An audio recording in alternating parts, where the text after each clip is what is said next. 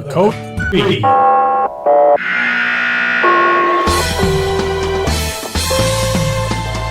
A live podcast sponsored by the Marin Fire History Group. All about the history of the fire service in Marin County, California.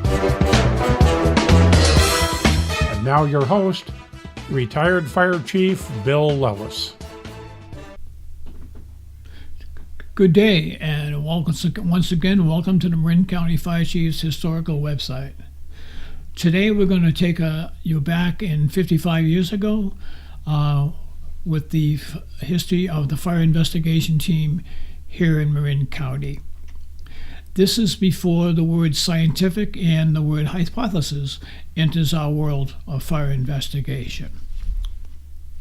In the early days of fire investigation in the late 50s, early 60s, it was not only done by a representative from the insurance company, and in Marin County we had a gentleman out of San Rafael by the name of Jeff Daniels, and he was a fire investigator as an avocation, and did a wonderful job in the county helping the fire departments with investigations. But today we're going to talk about the formation of what is now called the Origin and Cause Team here in Marin County. It's called the Genesis of Marin County's Origin and Cause Team. It was a group of almost every fire department in the county was represented, as we're talking about the mid-1960s now. The county is growing with leaps and bounds. No firehouses are being opened, more personnel being hired, and more important, most fire departments now are assigning an individual to fire prevention. And with the assignment of fire prevention came the responsibility, in most cases, of investigating fires. So at first, we were all on our own to do our own investigations with our very, very limited knowledge of the art of investigating.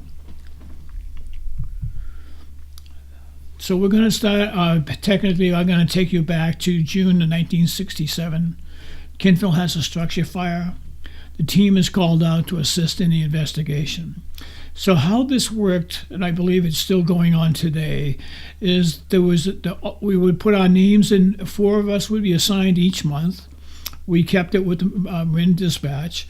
Anytime a fire department needed assistance in an investigation, they would call County Dispatch. They had the list. They would call the team, and then at the earliest convenience, the team would assemble at the requesting fire department, and we would go over what was happened, and we would begin our investigations. Some of them were just room and contents. Some of them were all day, and in many cases we were dealing with fire death investigations. But we were truly amateurs at this time. To say that we were professional investigators would be really a stretch.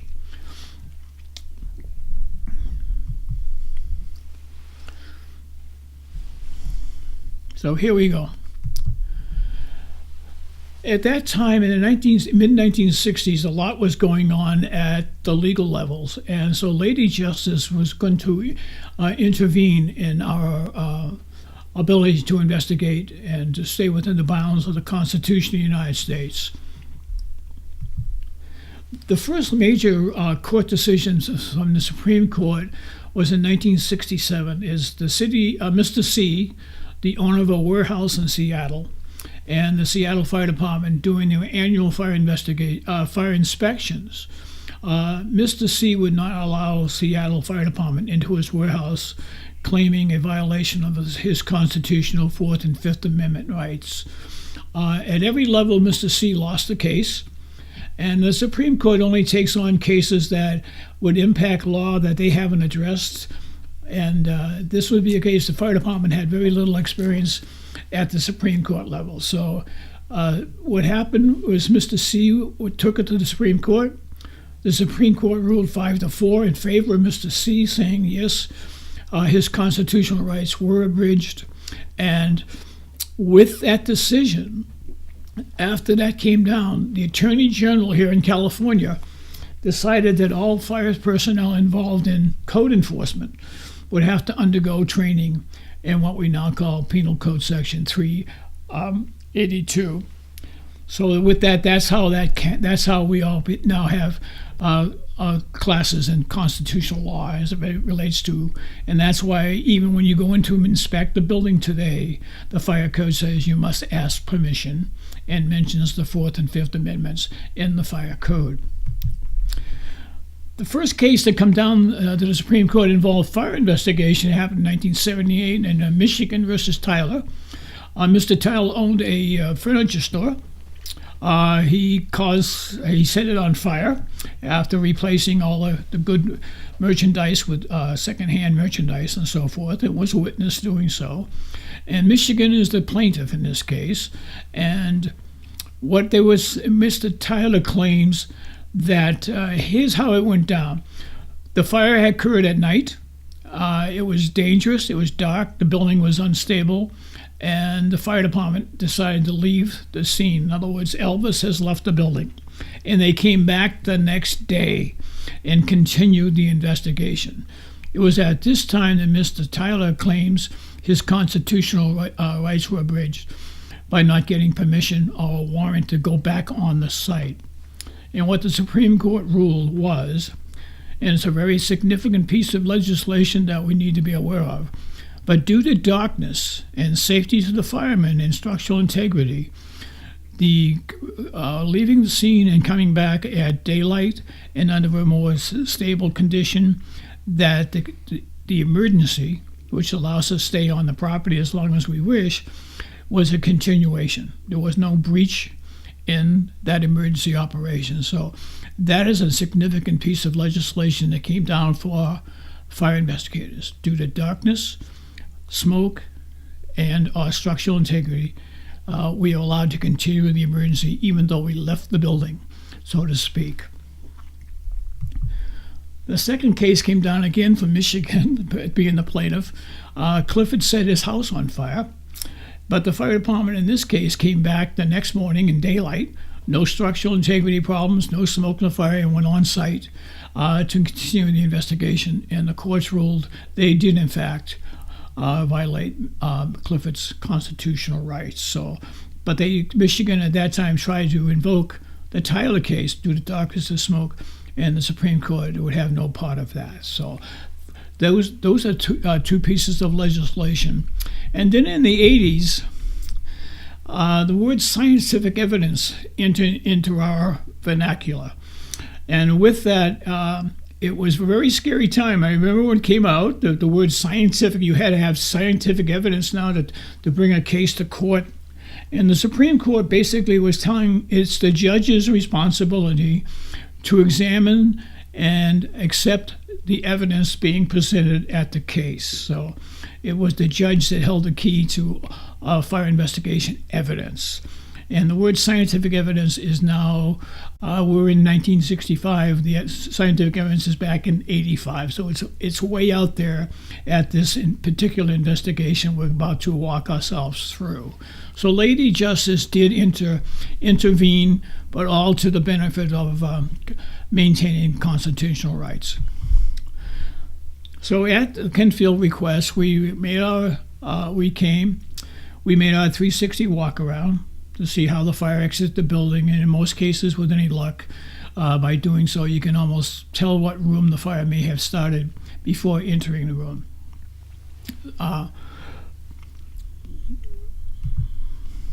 So there was a procedure we were following in those days, and we called it working from least to most.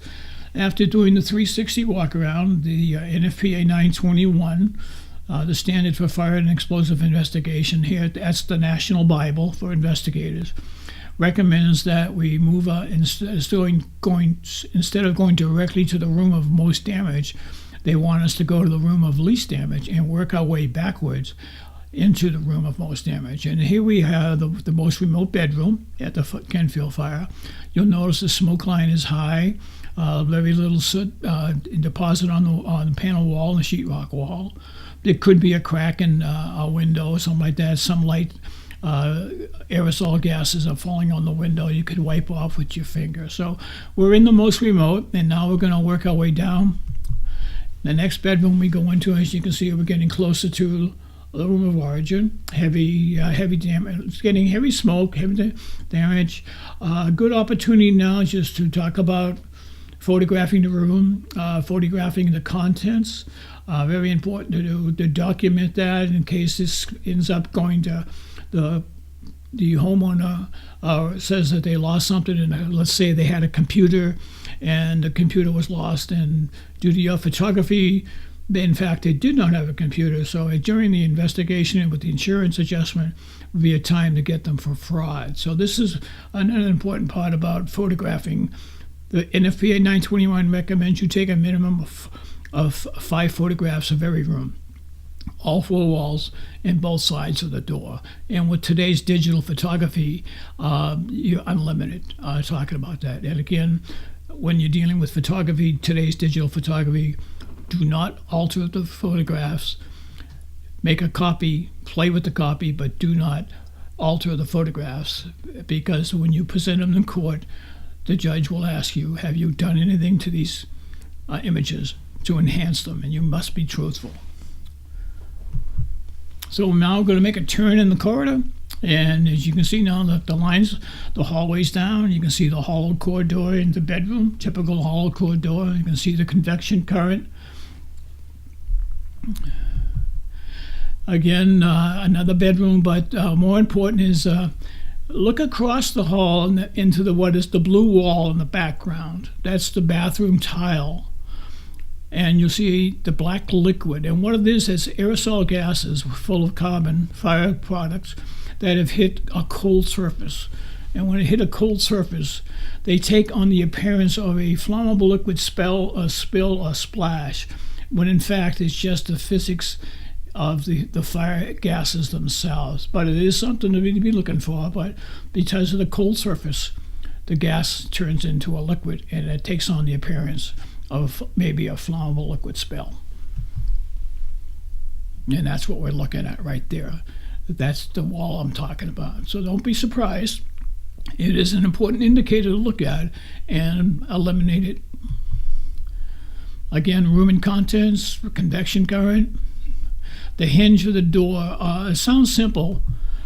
That hinges, again, we deal in the world of indicators as fire investigators. A little piece of information here and a little piece of information.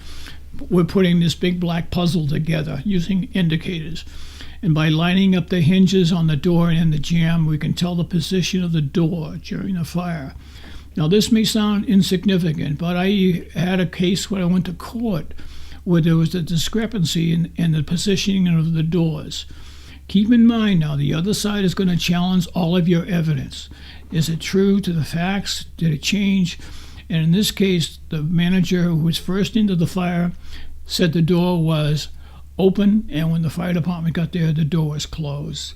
And the simple fact was, once the fire took off, as we all know, it creates a lot of energy and pressure. It actually closed. And keep in mind, bedroom doors are very light, hollow core doors, very little weight to them. And fire gases in pressure can do a lot of strange things, blow out windows and close doors. So it sounds insignificant, but it's an indicator. It's a little piece of information that's going to help you just tell you what the position of the door was when the fire attacked that door. Now we're looking into the room of origin. That's Fire Chief Stan Rowan. At this time, Assistant Fire Chief Stan Rowan. He and I believe, are the only 2 remaining members of the original team. And as you look at this side, you can see the fire is coming right at us. It's coming out of that room that Stan is standing in, and it's coming right at us. So we're into the room, what we think is the room of origin. The point of origin was in a pile of sewing machine fabric right there. And that's it. We took the floor down. We took the floor down to wood. We did a light washing of the wood to see if any stayed, any flammable liquid spills, or indicate charring of unusual charring, and do our job. And anyone that's a current fire investigator is looking at this slide can see the point of origin right here in this slide. And we had our hypothesis, as we now call it, our guess as to what caused this fire. We were wrong. So with a little luck, we got the insurance company and the homeowner to allow us to hold the house until a Saturday when a fire investigator from the state fire marshals could come down and assist us in investigating what caused this fire. Using the indicators again, just a piece of information. You can see the two lamps on the dresser. The lamp to the right received more damage and heat longer than the one on the right. So the right. I'm sorry. And it tells us, okay, the fire came from left to right as it attacked this dresser. It's just an indicator. We're reading the convection burns. And then to match that up, we take the cords, the power cords that supplied power to these two lamps, and you can see the one on the right-hand side of the hand this time is the one that received the most damage. The other side on the left was protected by the dresser itself. And again, this is just little pieces of information we're constantly putting together to bring our hypothesis to the truth. Here's the light switch that drove that power outlet. The switch position during the fire was in the down position. As you can see, the little white spot below it was protected by the switch itself. And when you flip the switch up, you can see it's clean underneath, which tells you as an indicator the power to the lamps was off, which means it was not one of the causes. You need to eliminate any and all electrical in the room of origin in case you're challenged in court. How come the fire didn't start from a pencil sharpener? I've been challenged on that before. They said it was the pencil sharpener, and it was not. And what we did is we took every electrical appliance out of the wall, bagged it, and had a state fire marshal examine it. And that guy got 7 years for arson. But we had to prove our point because the defense was going to challenge our point of origin and cause. The question is, what is this? Today's world and today's investigators are trained at two things. Fire burns up and out, we call it convection, and fire and account for all low burns. Fire does not burn down. They're red indicators. Anything that's a low burn should be accounted. It could be simple, towel fell off the rack, and a secondary burn is a low burn, eliminated. This is a low burn that we did not know what we were looking at the time in 1960. So we go back out into the pile of debris that's been sitting there for 3 days now, and we're looking for the cause and indicators. And in interviewing the last person to be in the house was the son, who was a student at the College of Marin, and in talking to him what his activities were prior to him leaving the house, because it wasn't on fire, he had taken a shower.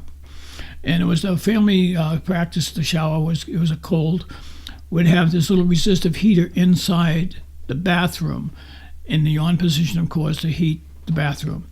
And the power came, as you'll see, the power came under the door and was plugged into where we originally thought the fire started by the sewing machine. So there she is. She's in the pile. So on close examination, there are two things to look for here. Safety grommets missing from where the conductor comes out of the unit into the wall for the conduit.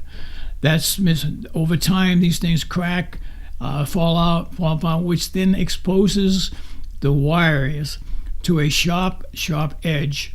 That hole in manufacturing is not smooth. It is rough. The grommet is the smooth part. The grommet's gone. The heater now has got a fan. It's constantly vibrating, and over a period of time, it will shave through, of course, and bring a black conductor in contact with a white conductor, and we have a dead short, and we'll have temperatures into the thousands of degrees, as is evident by a high energy arcing around the opening. So that was starting to make sense, and with that kind of power and that kind of energy, it actually scorched the ceramic tile floor.